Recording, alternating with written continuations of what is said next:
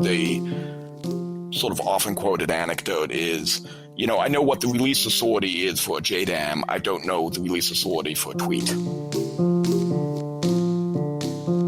We like to project this idea that if you can come up with the magic slogan or the magic message, you're going to just change things overnight. The reality of our work, particularly in today's environment, is that it's repetition, repetition, repetition, repetition. Welcome to episode 36 of the Irregular Warfare podcast.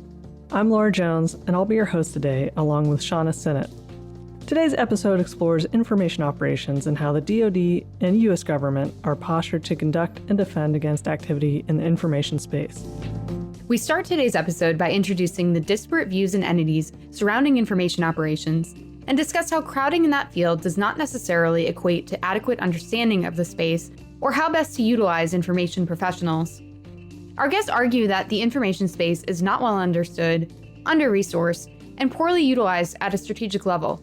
And in order to grow within this space, irregular warfare professionals must think into the future and drive the narrative instead of reacting to adversary narratives. Dr. Raphael Rafi Cohen is the acting director of the Strategy and Doctrine program of RAND Project Air Force and a senior political scientist at the RAND Corporation. He works on a broad range of defense and foreign policy issues, including defense strategy and force planning, Middle East and European security, and civil-military relations. He previously held research fellowships at the Brookings Institution, the American Enterprise Institute, and National Defense University's Center for Complex Operations. Mr. Brent Colburn is the Senior Vice President of External Relations and Communications for the University of California Office of the President. Prior to this, he was Vice President of Communications and Public Affairs for Princeton University. He has held a variety of leadership roles both in the public and private sectors, including serving as the Assistant to the Secretary of Defense for Public Affairs at the U.S. Department of Defense and Chief of Staff for the U.S. Department of Housing and Urban Development.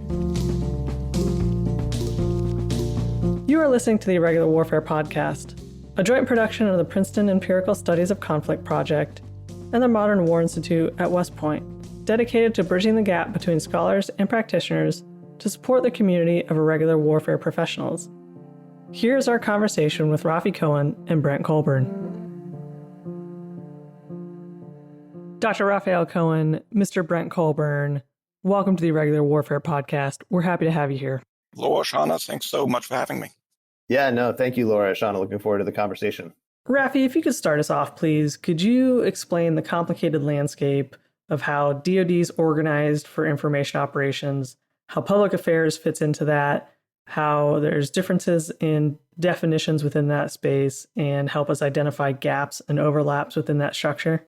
I think, particularly across the Defense Department, there's a lot of emphasis on the importance of information and a lot of time and resources being sunk into it.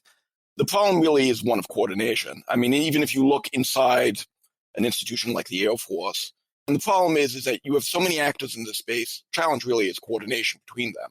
And I think you also begin to see a blurring of traditional ways that we've had to deconflict, who does what, be it the increasingly murky line between what is public affairs, what is more psychological operations. And so in some ways, it's a very crowded space. So there's a lot of money and resources being thrown into it. It's not necessarily always as coherent as we would like, or perhaps as it should be. Look, I come at this from more of a public affairs background. And not just within the DoD space, but public affairs in a number of different sectors. And what I'm going to say is true across those sectors. And I think it applies as well to kind of the IO space is, in some ways, the most important thing in the step I don't think DoD has taken and policymakers have taken is to take a step back and look at how much this space has changed, how rapidly in such a short amount of time. So I would argue it's hard to imagine a space that's changed more rapidly and more dramatically in the last 20 years than how individuals interact with, create, digest, and encounter information in their daily life. On the conservative side, 85% of American adults have a smartphone in their pocket. So that's not just the ability to email each other, but that's basically walking around with an entire TV studio and the ability to broadcast the product that you make in real time to anyone else who has a smartphone anywhere else in the world. And that's not just true. I mean, I think when we think traditionally about advances in technology, we tend to think of nations like the United States as being on the leading edge of those technological changes. The smartphone revolution and the mobile revolution actually has flipped some of that on its head,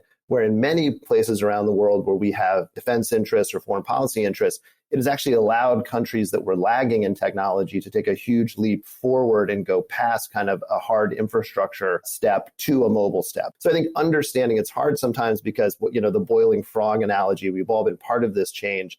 It's hard sometimes to really stop and think, oh my God, this area has changed so much from 20 years ago. It really was somebody standing at the podium in the Pentagon sharing a message that was then going out through a set of kind of standardized information flow channels for public affairs to this incredibly networked world where information and content's being created all over the world in real time. And I don't think we've taken the very basic step of thinking about, okay, what does that mean for what we're trying to accomplish and how we can accomplish it in all of these lanes, much less how all of those lanes interact in that environment. I mean, this really is for information warfare, for information operations, for public affairs. This is the horse to the internal combustion moment. And in some ways, I think the US is in danger of being the folks that are still using horse cavalry as we head into a blitzkrieg age, right? So we have to be careful about that. And I think we've kind of let that creep up on us and haven't taken the time and put the resources into having those big conversations about what we need to be doing to meet this moment.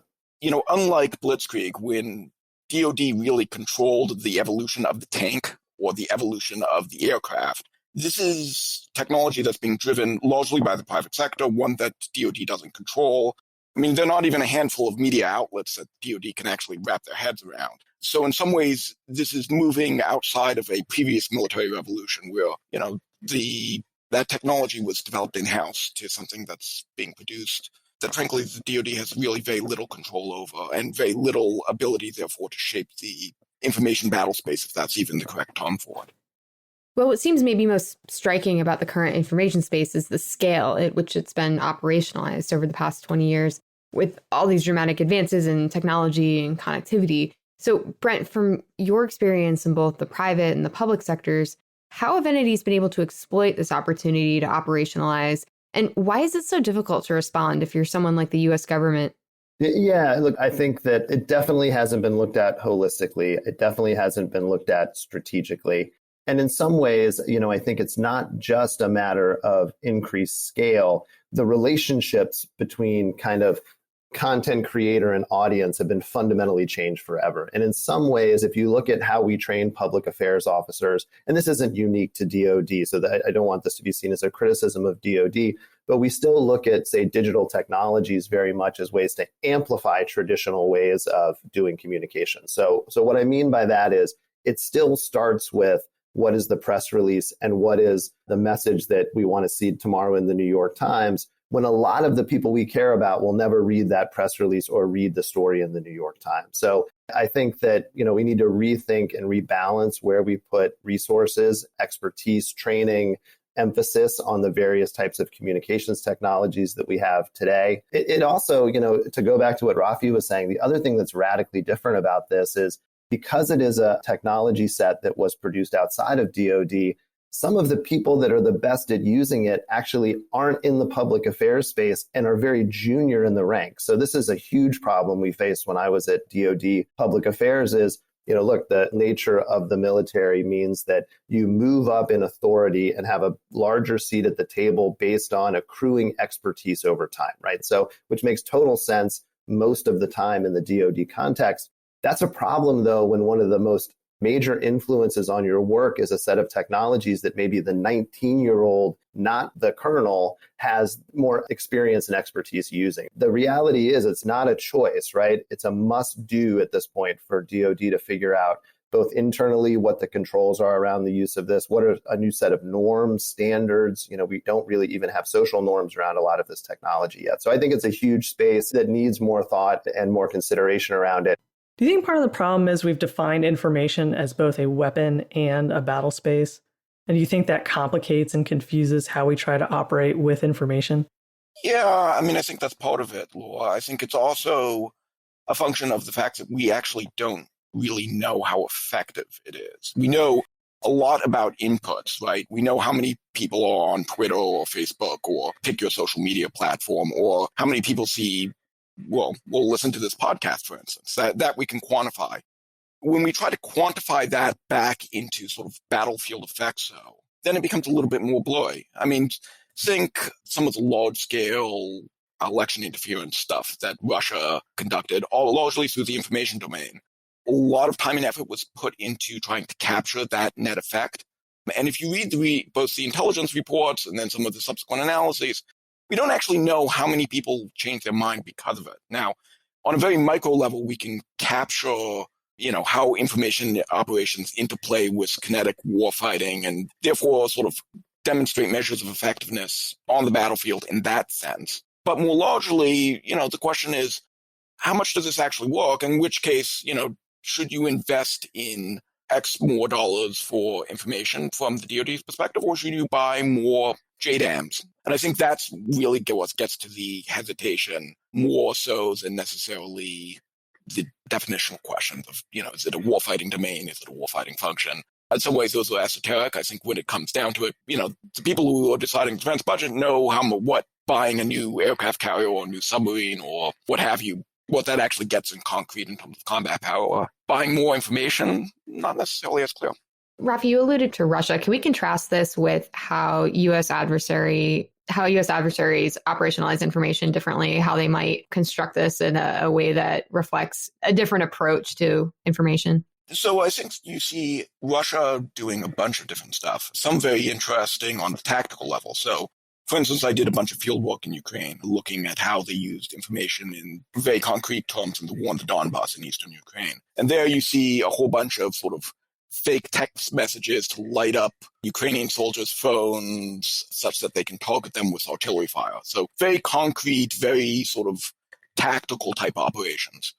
And then you also see the kind of information operations that we see directed against us, along with a number of our Western allies, where, you have places like the Internet Research Agency putting out a variety of different false narratives spread through a variety of different platforms. Hopefully some of that sticks from Russia's standpoint. At very least, it causes confusion, it causes doubt. In some cases, it reinforces people's prior beliefs, such that it's not actually creating new sentiments, but reinforcing people's existing beliefs in ways that they view as helpful and working in that way. In fact, I've ran colleagues of mine who produced a sort of short piece on the firehood of falsehoods model, which is basically Russia's approach to information operations on this sort of grand strategic level is we're going to throw out a whole bunch of falsehoods. Hopefully some of it sticks. At very least, it causes chaos, and that's a net win for Russia. And that in some ways, I think, contrasts their approach is in our interest. I mean, if you are the world superpower and you want to try to create a stable international order, you can't adopt a firehood of falsehoods model because that's really chaos is not in our national interest. And that makes it somewhat a harder operational challenge or a harder strategic challenge as well. How does social media play into all this when it's so widely available and can be used to generate tactical level effects? So, I mean, social media is useful for a lot of the reasons that Brent mentioned. It's prolific in some places like the Philippines. The internet is synonymous with Facebook. I mean, basically all Filipinos are on Facebook. This is how they get their primary source of information. Unlike other more traditional means of information, there is no one curating this information. So there's not an editor or a publisher that says, well, this is good content and this is bad content. Everyone's free to post it. Everyone's free to share it. And it's in some ways much less controlled than that. Somewhat distinct to this is that certain platforms thrive on having high quality content. And some, particularly the 4chans and the 8chans of the world, thrive on having less high quality content on it. And so disinformation, provided it gets shared, is actually in the sort of business interest as well. And that in turn leads to some very sophisticated means to target both American service members and then trying to provoke interactions with the grandest strategic interest as well. Brent, what has your experience with social media been from the public affairs side of DoD, and do we really have a good handle on it? When you think about social media and we talk about adversaries or potential adversaries like Russia, in many ways, they know their strategic goal, right? So even if that strategic goal is just to create chaos, they then have a set of tactics that can flow from that. And I think that's one of the gaps that we have is we don't really know what we're trying to accomplish. So we have lots of tools in the defense toolbox that we use for many different tasks. We should start with what is the goal that we're trying to move forward, or what's the strategic imperative we're trying to meet within the information space, and then work backwards and figure out how do you use all of these various tools in the toolbox, many of which are social media, to forward that goal. But who should be leading that, Brent? I mean, isn't that part of the issue? Who's in charge? No, I think it's a huge issue, but some of it is I think we need to stop thinking about it as a vertical and start thinking about it as a set of tools, right? I also think we do need to professionalize and elevate the folks. And again, I'm thinking in the public affairs realm. I mean, particularly as I do interviews around the space, there's a lot of Russia admiration in particular among the information community of like, oh, we should have our center that puts out false tweets. It's like, maybe, but, or, we are not Russia and we don't really want to be Russia, and we have a grander strategic aim in that space. And so having a grand capability to put out a whole bunch of fake tweets and sow chaos around the world is not necessarily, a priori, it's not necessarily clear that that's what we should be aiming for. And I think that's, particularly at the lower levels, a lot of real admiration for a capability that's not necessarily aligned with the granted U.S. strategic interest, at least as I understand. Okay, well then, how do you fight fire with fire if not learning from where our adversaries have had success? Sure. I mean, so if you want to talk about fighting Russian disinformation, the best people to look at are Bellingcat and Alexei Navalny, right? So both of them have really gotten under Putin's skin. And if you need a proof of that, it's the fact that Alexei Navalny is sitting in prison and is still being a major thorn in Putin's side. That's showing that, he's really gotten underneath them. Ditto with Bellingcat, sort of a very methodical unmasking of Russian disinformation. We see it resonate inside Russia. It's all truthful information. Now, there's a time and a place for, disinformation and masking operational details. That's not, I'll bracket that, not all, we don't necessarily always want to be truthful. But the vast bulk of how you go after Russia is with truthful information, because the truth hits home. You don't need to make up a whole bunch of false tweets to show that. Yeah, I think that's 100% right. I would say not only do we have a different role to play, and these are connected, but we come at this with a different set of values, which some see as constraints. I mean, I think we need to be honest about that, but they are traditionally part of who we are and how we approach the world and how we approach the idea of information, right? So, if you walk down the public affairs hallway in the Pentagon, right there on the wall is written a set of principles of information that are enshrined in DoD policy that are supposed to govern how the public affairs office and public affairs officers interact with the public, interact with Congress, interact with other stakeholders. And it basically says you have a duty to report, right? You have that part of what we do is to share information. It's hard to think of these other nations that we're engaging with having anything that looks like that. That reflects an important value and should be one of the inputs into how we think about this space. We're also just organized differently as a society than many of these other nations and other countries and other non-nation actors that we're dealing with, right? So we have very clear definitions or delineations between what the public sector does, what a private sector company does, what their responsibilities and protections are. And I think that, we need to come up with a strategy and an approach that fits our constraints and our context. But I still think we need to have that conversation, right? We still need to figure out within that system, how do we use the tools of information to fight disinformation? And I actually think it's also a resource problem, right? So, Shauna, to go back to something that I think you were saying about scale earlier, if you look at the number of people that are working in the public affairs space, I would venture to guess, I don't have data, but it's not that much larger than it was, say, 20, 30 years ago. But there is not a part of the defense apparatus that now doesn't take place in the public sphere, right? Everything touches public affairs and the public information space. And I think we need to recognize that as we think about where we're putting our resources, where we're putting bodies, where we're putting the time and effort to do some thinking around these issues. Well, we've talked a lot about this in the context of government, but Brent, you've also seen this within higher education and private sector. So what is the role for these non-government entities? And should that be coordinated with government efforts to counter disinformation or manage the information environment? Yeah, I would say, look, I think it's impossible.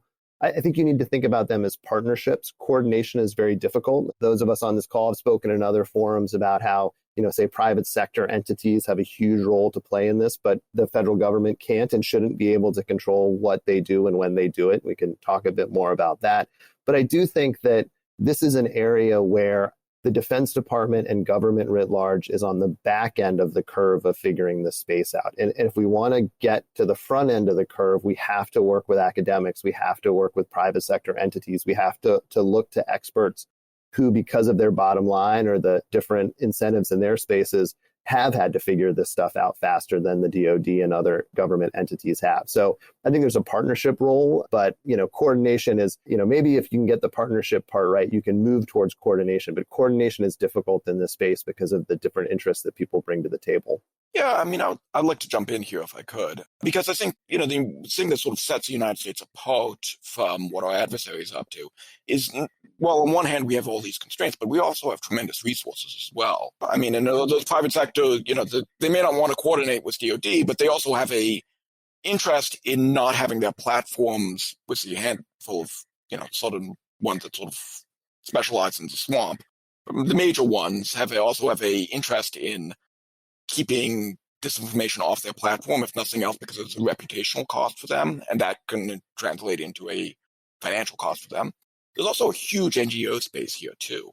So if you think about all the different antibodies that Russian disinformation has produced, you find these NGOs everywhere across Eastern Europe that are solely devoted to finding Russian disinformation quite effectively. So it's not necessarily clear to me that when we think about operationalizing information for a DoD warfight, that we necessarily want to bring that capability in-house to DoD, as much as we want to make sure that we all at least have our fingers on the pulse of what these NGOs are up to, not necessarily coordinate with them, because that causes all sorts of conflict of interest issues. It may actually make them less effective because they're seen as proxies as the United States, but give them space to do their job, and they're doing it quite effectively in many parts of the world. In some ways, more effectively than had we had service members actually take the lead on that.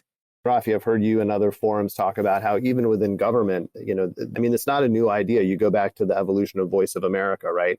In other environments and other times, we've employed this idea that there should be parts of the U.S. government that are kind of the truth-telling parts of the U.S. government. So I think separating that from DoD is something worth exploring. I would love to see more universities and NGOs have centers of excellence around this, the same way we have centers of excellence around climate and fighting climate change.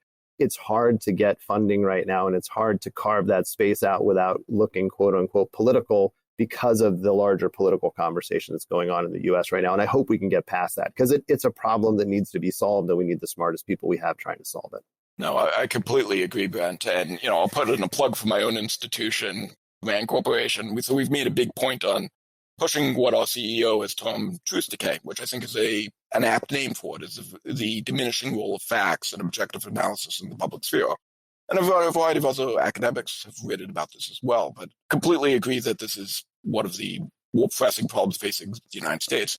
The other thing I think we highly under-resource, not just within DoD, but across the federal family, is the need to be able to do all of these things simultaneously in a number of different languages. So the amount that we continue to be English-centric, especially when we think of the public affairs space, but to some degree in the IO and other spaces, is a huge handicap. The fact that we're not putting out information regularly to our own citizenry in multiple languages, including Spanish, is a problem, and I think feeds into the disinformation environment. And the fact that we're not focusing on bringing in more foreign language speakers into the public affairs space is a huge issue. I mean, the countries that we operate in are not English-speaking nations, and we need to be able to get the messages we want out in those spaces in an effective way. No, I completely agree, Brent. I mean, and this actually gets into a broader question of, to what extent should this space be occupied by service members, given all the hurdles that comes with bringing those types of talents into the force and maintaining their language proficiency.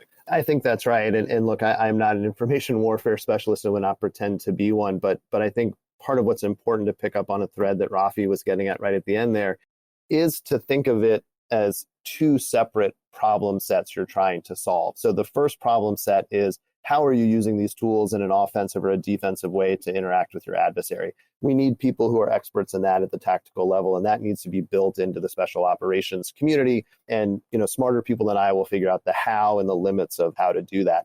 I think the second side, though, and one that we're getting a little better at, but we're still not consistent about, is, okay, we know we're going to go do this thing.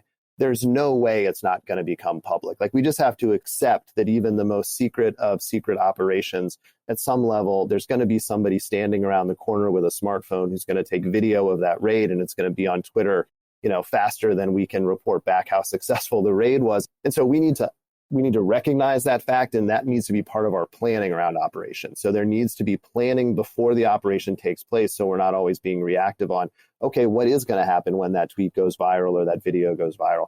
That happens to some degree now, though it's very dependent on how sophisticated the public affairs officer or the public affairs apparatus happens to be that is attached to that command or that unit, and if it gets escalated or not. There's no consistency, I think, around that right now. And I think it's a huge blind spot for us that we need to address in the training of public affairs officers and in the training of combat arms officers, so they understand the same way they wouldn't do something that might have legal implications without checking with a lawyer. They need to be trained to not do something that might have public affairs implications without checking with their public affairs teams. So what then does that actually look like to an irregular warfare professional? Would they operate just as an extension of a broader truth-telling strategic communications effort to bolster American legitimacy? Or they integrate tactical level campaigns to delegitimize our adversaries and fight disinformation that way? So there's always a need for some sort of tactical level information warfare capability. I mean, it's not realistic for State Department or Voice of America to give the deception campaign for, maneuvering X special operations unit around some battlefield in some country. I mean, nor is that what those institutions are designed to do. At the same part of it is, the tactics have to nest at some point into the grander strategy of the United States. So I think it's a mistake to view tactical operations somewhat separate entirely from the strategic level as well. They have to, in some ways, play. And then particularly for some of the reasons that Brent mentioned earlier when he was talking about the growth of social media, is that stuff in the tactical level can very well have strategic level impacts because there is no clear delineation between what is tactics and what is strategy, particularly in the information space. Any tweet can go viral. Well, on that, with the way that information transmits so easily now, everything comes out eventually. Should we be thinking about the way we use truth versus deception differently? Is there more space for truth to be effective? Yeah, I agree with that 100%. And not to sound Pollyannish, but my sense is that disinformation often wins in the short term. But if you're willing to play the long game, that being on the side of truth or information will eventually win out. At least maybe that's my hope more than my conclusion. But it does mean, I think the lesson that we've all learned in the last 10 years especially is that it doesn't just happen. I think there was this idea for a long time that the truth will just come out some way. It has to be a concerted effort across multiple platforms and a sustained effort to get the truth out there.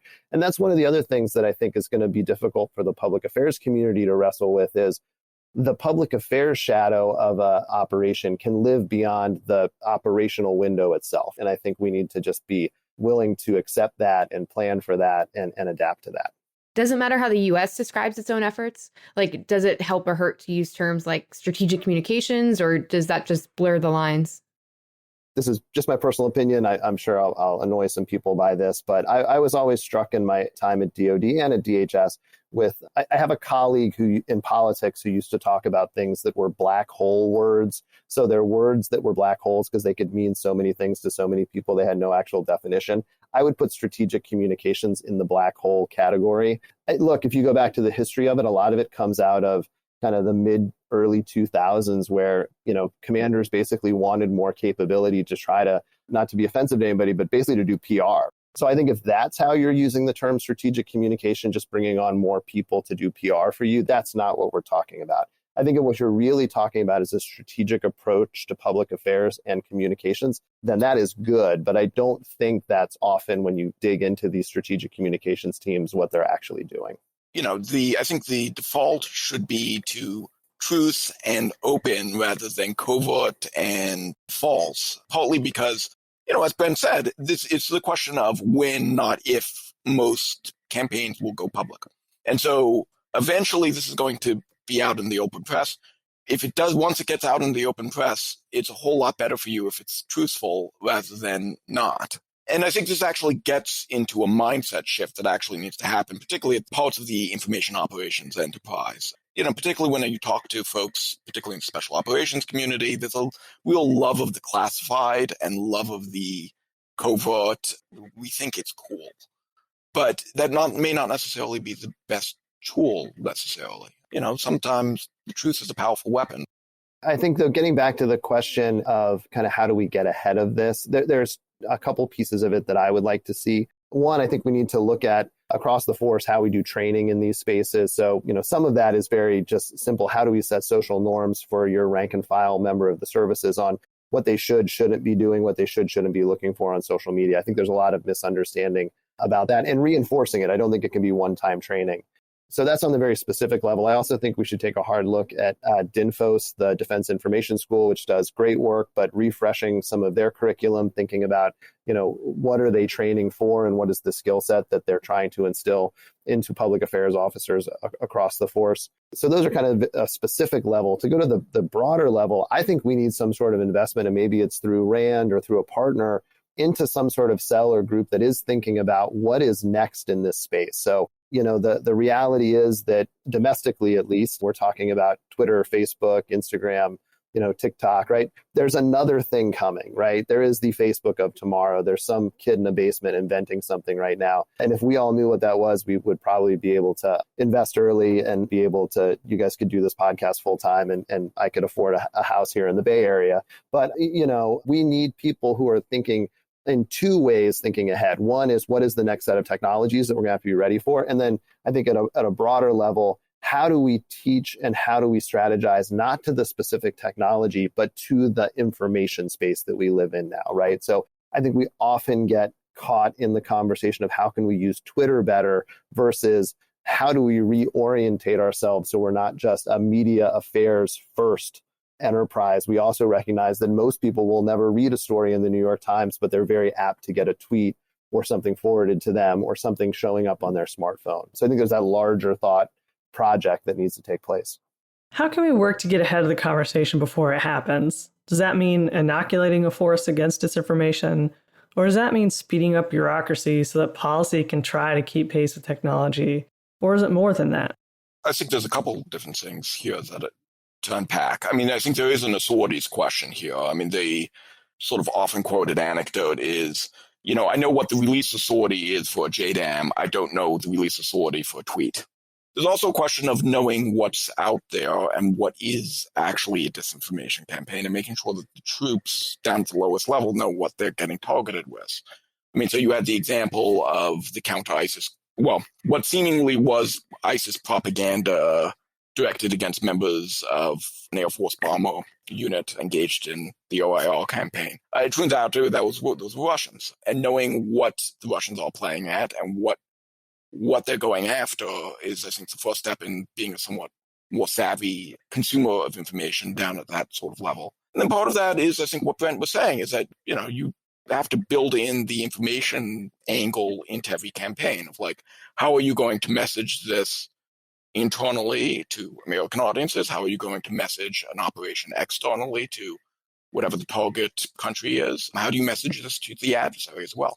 And that's, I think that's just a function of good strategy and good strategy making.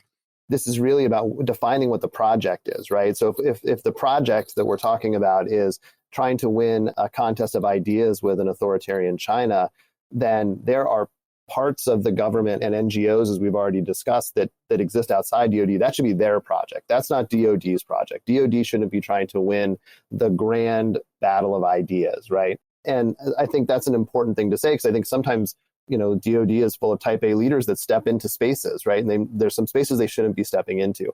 But I do think, to go back to Rafi's point, which is incredibly important about understanding the various areas where we might have potential conflicts, is what we can do is think and plan around, okay, if we are engaged in a military combat in Taiwan, what are the information platforms that are there? Once we've already tripped that wire of escalation, do we have the staff? Do we have the plans? Do we have the capabilities to get onto those platforms and make sure that we're not just totally ceding that space? We know where these things are going to happen. Let's think about having the expertise before they occur. Well, Rafi, what about in these spaces where we can't get the information to them? So in these authoritarian states where the US doesn't have the ability to get the information to them, how do you either counter disinformation or get the information you want to those populations? I mean, so some of that was what we were just talking about the authorities' angles. Some of that was talking about the strategy, integrating it into strategy in a more deliberate fashion. Some of that is also talking a little bit more appreciation of what information can and cannot buy you. Because I think, we've talked a lot about the growing importance of information. At the same time, though, I think we also see a tendency by some commanders, some senior officers, to sort of make this the be-all and end-all of future conflict. It's not. And knowing what information warfare can and cannot achieve on the battlefield, I think, is as important to understanding how it sort of fits into the broader strategic picture as, understanding where the gaps are and on the sort of tactical and operational level. I think for a special operator, understanding that we live in the world we live in, not the world we want to live in, and gone are the days that a good spokesperson talking to a reporter can keep an operation out of the New York Times, right? We are just in a world where, again, you're going to always be walking into a situation, no matter what remote corner of the world you're operating in, where somebody's probably going to be taking video, somebody's probably going to be immediately telling the world what it is you and your teammates are doing. That's not a bad thing, but it's a real thing, and we need to recognize that, right? And think through the implications of that. I would then just say at the larger level, the other implications of this conversation are at the policy and resource level. And this is a big, hairy problem that I don't think is being wrestled with in a very thoughtful or consistent way by the DoD or the government writ large. So there's a resourcing problem. And then I think policymakers have to change their mindset and recognize that when we talk about the information space, and even when we talk about public affairs and, the quote unquote public information space, we're not just talking about PR, we're not just talking about media relations. We really are talking about this new world that we all live in, where we're constantly being berated by information, messages, data in a way that we couldn't have imagined when most policymakers and operators of my age were in high school. I mean, we literally couldn't have imagined the world that we all live in today. And I think that they need to do a little bit of a reset around this as well. Yeah, I would just like to add to what Brent said, because I think it's exactly right. But in some cases, it's not the Facebook of tomorrow. We know where the next fight is going to be. I mean, we know that we and China and us do not see eye to eye over Taiwan. We know what Taiwanese will use in terms of media information and how they consume it. And it's not necessarily Facebook and Twitter. It's, platforms like PTT and the like. We know that it's VK and OK for parts of Eastern Europe. So, I mean, in some ways, we have the information there. We in the DoD are not necessarily as savvy about looking at what the current platforms are, let alone the future ones. How effective are information and disinformation campaigns, and do we overestimate their effects? But I think this gets to the core of what is and is not plausible here. I mean, if you think about the sort of political analogy, which I think is apt here, a really good communicator and a really good communication strategy will be able to shift, a congressional district a couple of points one way or the other, if it's a battlefield district. And only if it's a battlefield district. You're never going to turn a deep red state deep blue, or vice versa, certainly not without some sort of major demographic shift. And the important thing with that is those are Americans communicating with other Americans. When we think about that for the DoD, we're talking about Americans communicating in a foreign country, since presumably this is a away game for us, where we may or may not speak the language, where we may or may not have any sort of meaningful cultural expertise. I mean, even if you are dealing with an expat, and one of the great strengths of the United States is that we have a diverse group of talent that we can draw on for military operations. But even so, that cultural expertise has a shelf life, because if you're outside of a place like Afghanistan for 5 years or 10 years, you lose some of that. But given all those challenges, how many percentage points on any given issue are you realistically going to be able to change?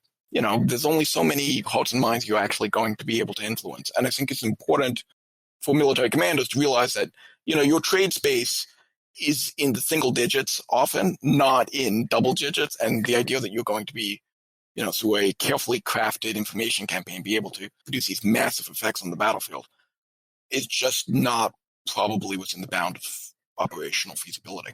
I agree with that. And I think the point, Rafi, about the margins is dead on. I would add two nuances to it. One is the margin, though slight, increases if only one side is telling their story, right? So there is a little bit, not to misuse a military analogy or a foreign policy analogy here, there's a little bit of mutually assured destruction here, right? It's like, it's super effective. If I'm out there and I'm the only one on these platforms, I can move that from 2 to 4%, which could be a lot, right? But if you're telling your story and I'm telling my story, the amount we're going to move people is minimal. So I think that's number one. I think number two, we like to project this idea that if you can come up with the magic slogan or the magic message, you're going to just change things overnight, right? Going back to Rafi's point, the reality of our work, particularly in today's environment, is that it's repetition, repetition, repetition, repetition. So yes, getting the messaging right is important, but you have to be willing to figure out where people are encountering that information. So I think we need to recognize that from a tactical perspective as well. It's not just one great speech or one great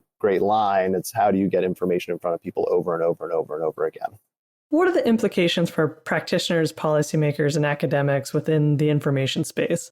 What I would say is, open up your aperture a bit and look outside of the defense and military space. I think a lot of the most interesting work in this space is being done both by scholars and practitioners, not in a defense context, but can be applied to a defense context, right? So, looking at what the tech firms are doing, looking at kind of what is the cutting edge in terms of, less marketing and more corporate communications, right? So, less about advertising and more about how companies are navigating this new space in a world where customers can reach out to them directly and they have to interact with them, right? Look at political campaigns. I worked on a lot of political campaigns. There's lots of really smart people on political campaigns. They're not necessarily any smarter than anybody else. It's just the immediacy of a political campaign forces you to deal with these things, I think, quicker than a lot of other sectors of society. So look at what people are doing right and are doing wrong in the political space. And that includes looking at political scientists that are researching this in the political space. They won't always be perfectly analogous to what the DoD space is dealing with, but it's a good way to get smart and bring some fresh perspectives to the table on this problem set. I mean, is understanding that for irregular warfare professionals, information is part of your domain. You are not, however, the only people who play in this domain. And I think this is actually somewhere where DoD needs a little bit of a mindset shift. I mean, because when we usually talk irregular warfare professionals, we're thinking largely about the special operations community. And certainly the special operations community has laid claim to the mantle of information. Information needs to wrap everything we do, not just special operations, not just conventional operations, the whole gamut. And it also needs to be not irregular. It needs to be part and parcel of the community. So understanding that you are going to be an actor in this space, not the entirety of the actor. And what you do as irregular warfare professionals in this space has broader implications for the rest of DoD and the rest of USG, as well as have that everything the DoD and the USG does has implications for you, I think is the two big takeaways that I would take from this. The last addition I would make is we often think about learning from our adversaries, but also looking at other nation states that aren't in the adversary bucket. I think Israel's doing a lot of really interesting things in this space. Estonia is doing a lot of really interesting things in this space. So look, we got to go everywhere to get smart on this. So where can we look to people that are dealing with this problem in a more immediate way? I don't know, but my guess is Taiwan's probably doing some interesting things in this space because they have no choice, right? They're dealing with China on a daily basis. So I think looking around the world, but opening the aperture on where around the world we're looking would be really helpful. The only thing I would add to that list is a hard look at the sororities as well. Because, for us to be relevant, you need to be able to move reasonably quickly. And I don't think that's DoD's strong suit. How then do we define clear objectives and end states? And then how do we measure the success of those? I mean, for starters, I wouldn't think about end states for information. I think there are end states for overarching strategies of which information will have a piece in that. But I think the idea of divorcing information from an overarching strategy for X problem set, be that a defense of Taiwan, be that countering Russian little green men in Ukraine, is not necessarily helpful. And I think once you nest that in terms of the broader strategic objective, then how you measure success, I think, gets into flows directly from that in some ways, because then you can talk about like, well, is the little green men problem in eastern Ukraine going up, going down, or is it, mostly staying the same? And then we have some sort of, if we're moving the needle one way or the other, then we've actually shown some sort of success. Look everywhere, learn everything. The one note of caution I would add, or grain of salt, is that don't trust people who tell you they have this space figured out. Nobody has this space figured out. So I think we are collectively trying to figure out what this all means in this digital information environment. And we're just at the beginning. So bring your own ideas to the table, ask a lot of tough questions, and don't think that there's some magic person out there that has all of the answers, because they don't exist. I think looking at outside of DoD is actually a really fertile area for research. The only people I would add to Brent's already pretty comprehensive list is looking at the NGO community at large. They're doing some of the most cutting edge work. And if you want to really talk about who's putting the screws on Russia, it's not DoD, it's, the Alexei Navalny's and the Bellingcats of the world. Understanding that and understanding what they do and how they do it, I think is really, really important. Dr. Raphael Cohen, Mr. Brent Colburn, thank you so much for being with the Irregular Warfare podcast today. We really enjoyed the conversation. Yeah, no, this has been great. Thank you, Rafi, and thank you to everybody who listens. If there's anybody out there that wants to talk more about this, please feel free to track us down. This is fascinating stuff, and hopefully somebody out there will hear this and can help us all figure it out. Well, Shauna, it's been fun talking to you, and Brent, it's always a lively conversation, so thank you so much for having me. Thanks again for listening to episode 36 of the Irregular Warfare podcast. We release a new episode every 2 weeks. In our next episode, Andy and Abigail talk to Nate Rosenblatt and Jasmine El-Gamal about foreign fighters in ISIS. Following that, Kyle and I will discuss Special Operations Forces in competition with General Richard Clark and Dr. Linda Robinson. Please be sure to subscribe to the Irregular Warfare podcast so you don't miss an episode. You can also follow and engage with us on Twitter, Facebook, or LinkedIn. If you enjoyed this discussion, please leave us a review on Apple Podcasts. One last note, what you hear in this episode are the views and positions of the participants and do not represent those of West Point or any other agency of the U.S. government.